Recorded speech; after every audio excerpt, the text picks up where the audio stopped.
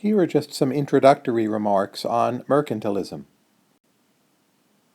Mercantilism is a little difficult to cover as an analytic topic because it's not quite an economic theory, and when you read a lot of the mercantilists, they don't always make sense, and there's not always some way you can nudge or push all of it into a contemporary framework. You can think of a lot of it as practical maxims for statesmen rather than being economics per se. It's important to realize that mercantilism was set in a world where there were growing trade relations. All of a sudden, international trade and international finance were major issues. There was growing state power. Countries wanted to compete more on the world stage, and mercantilism was originally a set of recipes that would help them do so, with some economic points thrown into that mix. Here are some key points which are common across mercantilist writings, though I'm not sure there's any one writer who has exactly all of these in the way I'm presenting. But in any case, you can think of mercantilism as having a lot to do with state building, making a state more powerful and raising more revenue.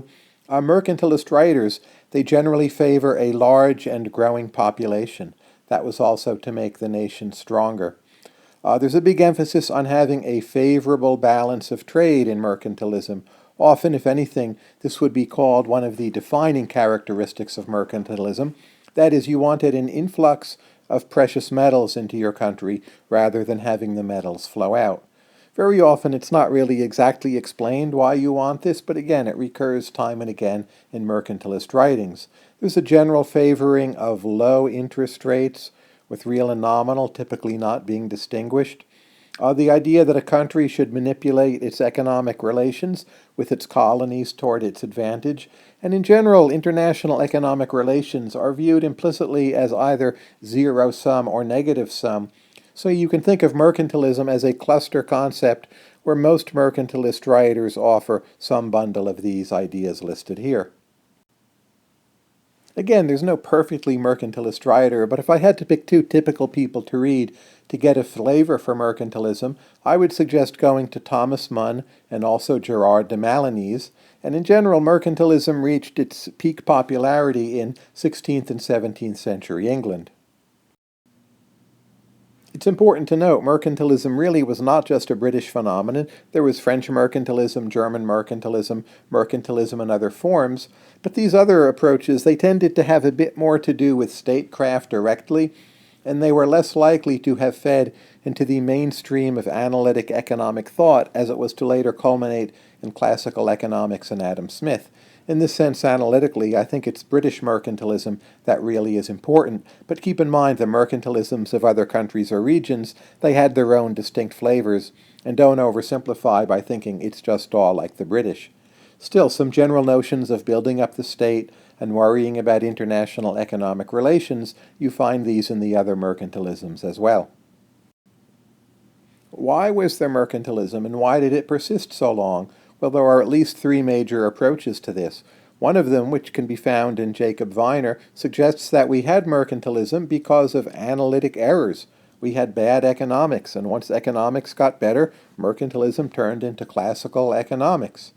Another approach to mercantilism from Ekelund and Tollison is to view it as a form of rent-seeking.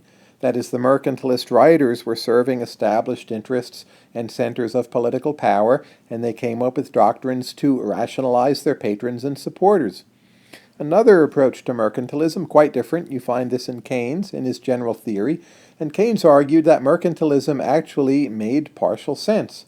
If you think of these economies as perhaps having some sticky prices or overly regulated prices and wages, and they might have aggregate demand shortfalls, well then it might make sense to want this influx of precious metals and low interest rates and growing population, because that would boost aggregate demand. What's the truth? I actually think there's quite a bit to all of these three hypotheses, and mercantilism, as we find it in the real world, is some combination of those. The most important thing to mercantilism to me, apart from its historical relevance, is in terms of economic theory. Over time, mercantilism becomes increasingly analytical. 16th century mercantilism is usually just a bunch of statements. By the time you get to, say, the middle of the 17th century in British writings, you can see a lot of elements from classical economics in the mercantilist writers, and bit by bit the foundations of classical economics are being built up. And finally, when you go to read Adam Smith, you find in Smith so many elements from the more sophisticated mercantilists.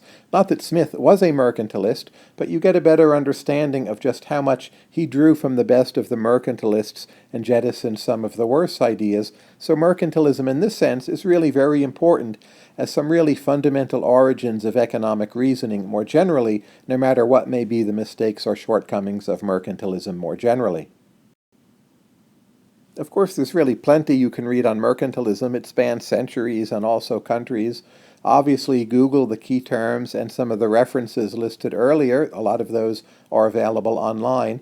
If you'd like one general book as a kind of overview of economic thought before Adam Smith, I very much recommend the book by Terence Hutchison, Before Adam Smith.